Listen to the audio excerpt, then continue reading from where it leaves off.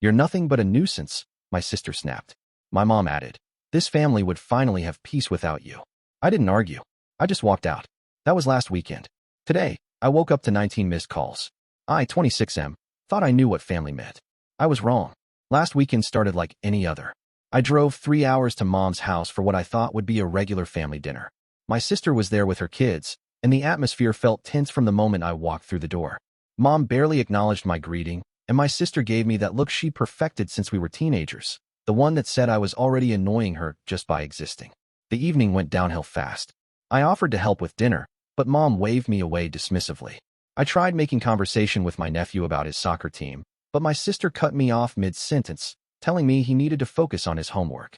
Every attempt I made to connect was met with cold shoulders and sharp responses. Then came the explosion. My sister's youngest knocked over a glass of juice, and somehow it became my fault for sitting too close to the kid. When I suggested maybe we could all just relax and enjoy being together, my sister's face twisted with anger. She told me I was nothing but a nuisance, that every family gathering turned into drama because of me. The words hit like physical blows, but what came next was worse. Mom, who I'd spent years trying to please, nodded along with my sister's tirade. Then she looked directly at me and said this family would finally have peace without me around. The room went dead silent except for the sound of my heart breaking. I didn't argue. I didn't defend myself. I didn't even ask what I'd done wrong this time. I just stood up, grabbed my jacket, and walked out. The drive home was a blur of tears and confusion, 3 hours of replaying every interaction from the past few years, wondering how I'd become the family scapegoat. That was 8 days ago. I turned off my phone that night and left it off for most of the week. Work became my refuge.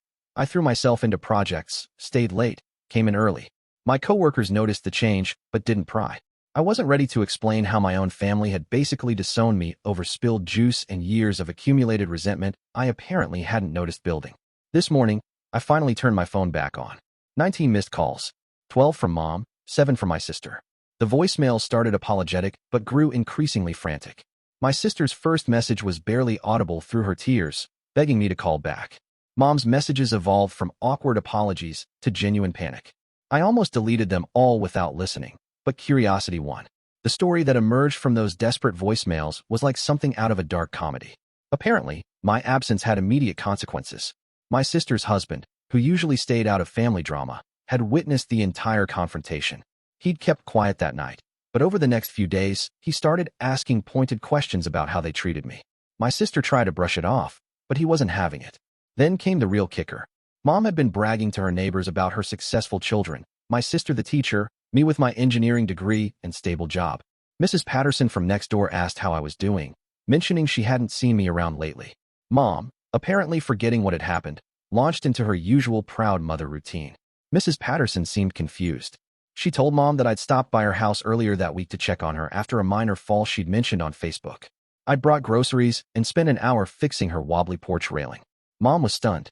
She hadn't known about any of this, which made her realize she knew very little about my life beyond family gatherings. But the real wake-up call came when my sister needed me. Her car broke down Tuesday morning, and her husband was out of town. Usually, I was her go-to for emergencies like this. She'd call, I'd drop everything and drive the hour to help out. This time, she stared at her phone for 20 minutes before remembering she'd helped Mom drive me away. She ended up paying for an expensive tow truck and missing work while waiting for repairs.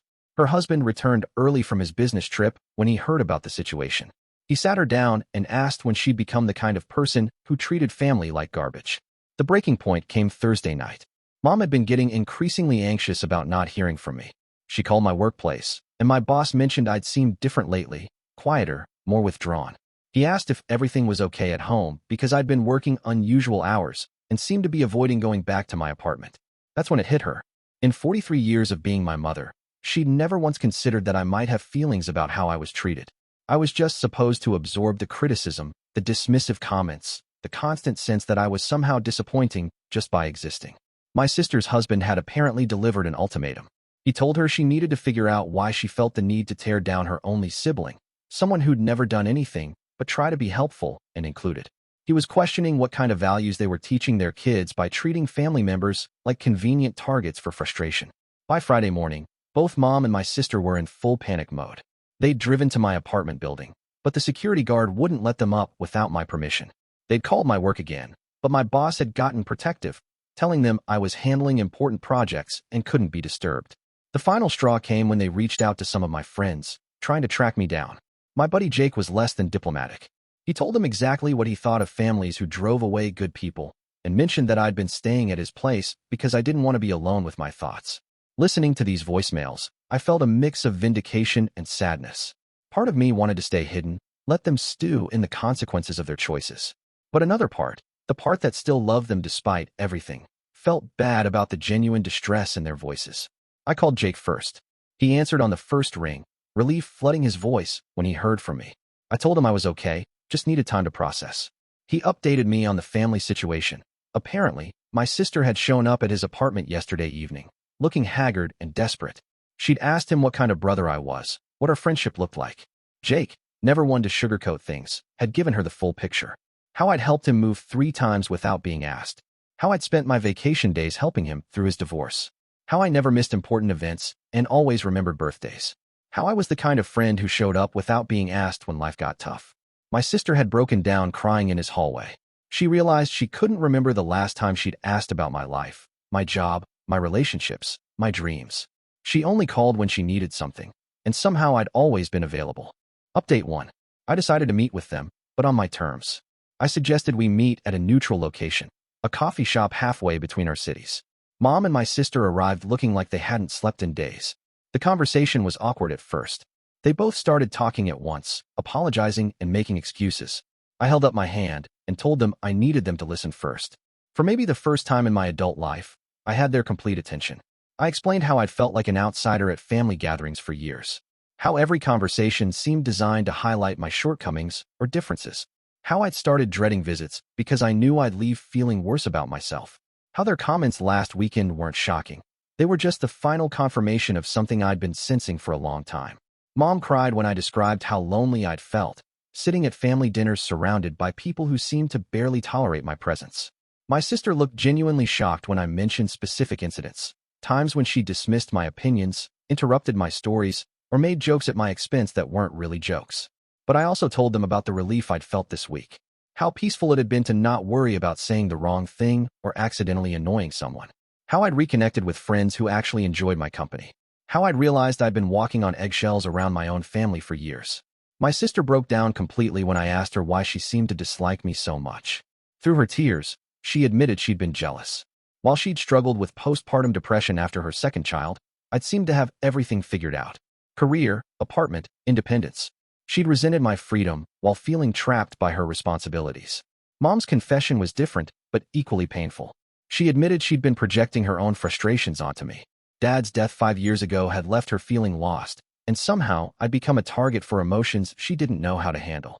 My calm, methodical approach to problems reminded her too much of him, and it had been easier to push me away than deal with her grief. None of this excused their behavior, but it at least made it make sense. We talked for 3 hours, and by the end, we had the skeleton of a plan for moving forward. Update 2. The rebuilding process has been slow but genuine. My sister started therapy to deal with her jealousy and depression. Mom joined a grief support group. They both agreed that future family interactions needed ground rules. No more casual cruelty disguised as family dynamics. I set boundaries too. I told them I'd be happy to rebuild our relationship, but it would be gradual. No more automatic availability for emergencies. No more absorbing criticism without response. No more pretending that hurtful comments were harmless family banter. The first test came 2 weeks later when my sister's car broke down again. Instead of expecting immediate rescue, she called to ask if I might be available to help, acknowledging it was an inconvenience and offering to pay for gas and my time. It was a small change, but it felt revolutionary. Mom made an effort too. She started calling just to check in, not because she needed something. She asked about my work projects, my friends, my hobbies. Conversations that used to feel like interrogations became actual exchanges of information. The real breakthrough came last month at my nephew's birthday party. Instead of feeling like an unwelcome guest in my own family, I found myself actually enjoying the celebration. My sister made sure to include me in conversations and photos. Mom praised the gift I'd brought instead of finding something wrong with it. It wasn't perfect, healing rarely is, but it felt like progress. Update 3. 6 months later, our family dynamic has changed completely. We're not the same people who had that explosive confrontation in Mom's kitchen, and honestly, I'm grateful for that. The old version of our family was built on unspoken resentments and toxic patterns that had been growing for years. My sister and I have developed an actual friendship for the first time since childhood. She shared more about her struggles with motherhood and marriage, and I've opened up about my own challenges with dating and career decisions. We text regularly now, not just for emergencies, but actual conversations. Mom has become the mother I always wished I had. She remembers details about my life, celebrates my achievements genuinely, and has stopped trying to fix problems that aren't broken. Her grief counseling helped her realize that pushing me away was her misguided attempt to protect herself from more loss.